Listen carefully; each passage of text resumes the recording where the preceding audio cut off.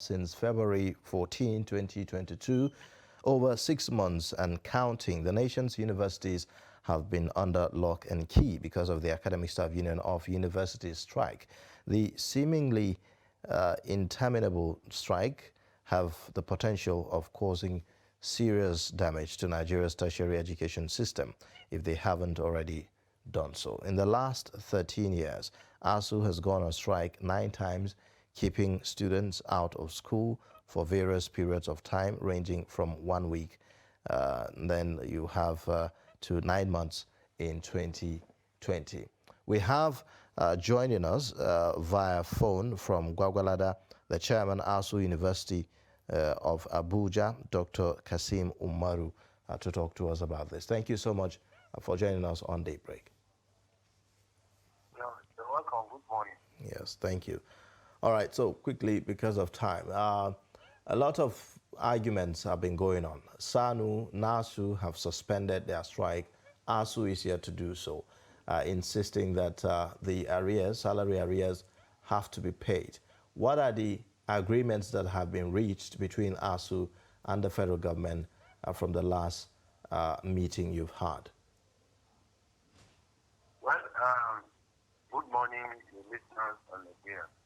As far as the Academic Staff Union of University is concerned, there was no any concrete agreement between us and the federal government because the government is full of disease, and what last week was to just award us a miserable, just a mere statement because no agreement has been signed. Jettisoning the 2 committees, that is to bring Muslim League Committee, the Ministries Committee, which they set up and negotiated with us. They jettisoning that agreement, and at the end of the day, they came with a miserable, what I call miserable statement for us. Because we embark on this strike for issues which you know, of university, the negotiation of 2009, deployment of quotas, payment of outstanding academic allowance, the issue to address the issue of proliferation of Nigerian universities, areas, and we get salary. But government went and just make that are not based on collective bargaining, and that is why we're still on strike. Okay, Doctor, among these things that you mentioned as the reasons for embarking on strike, which of them has the government decided to fulfill? That is what I've said from the beginning. They have not fulfilled any among all these. You see, when you are in a negotiation table, you put offers on the table. This is what I can do.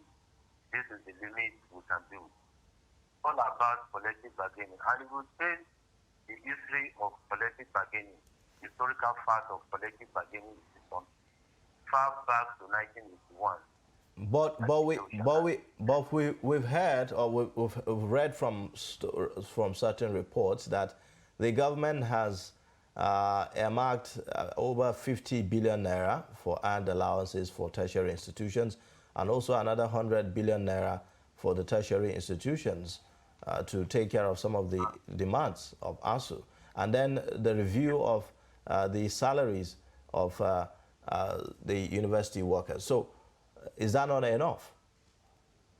You see, as well, I wouldn't say as a journalist, that as an union of intellectuals, we believe in a document what we put before us in those aspects.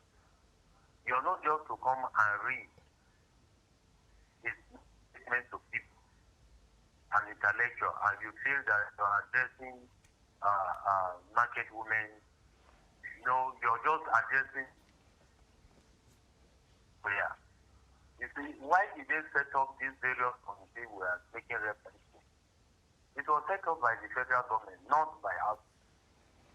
And they put something on the table agreed with our union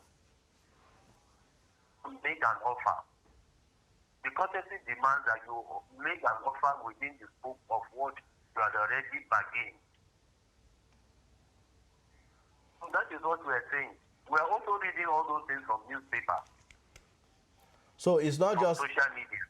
Okay, so right now, if government is to pay the arrears, the salary arrears for the period in which you are on strike, because that's what we are now hearing that is the condition for returning to the classrooms. If government is to do that, will you go back to the classrooms? You see, what our union people and let Nigerians understand. So we never embark on strike because our salary was stopped. We embark on strike because there are demands before the government. And if you want to do anything, you address this issue. Because the point of withholding even salary in the first place is victim. We are quite aware of the ASUU convention. We are quite aware of all these, the agreement dated from 1981 up to 2009. It's always in the clause that we cannot deny. And you see, for God's sake, the conversation is still going. It is no deadlock. You cannot even inflict punishment on the individuals you're negotiating with. But however, we were saying, if the government is sincere, you will not use one hand and be talking to the negotiation of our members. At the same time, you're saying you're not going to be paid. And we're saying that our job has a peculiarity that it is not based on what you go and do in the office to come back. No. When you stop, you go back to it. All right. All right, so Dr. Kasim Umaru, unfortunately because of time we cannot continue. Thank you so much for joining us on Daybreak and sharing with us the updates as regards the engagement of ASUU and the federal government. We appreciate you.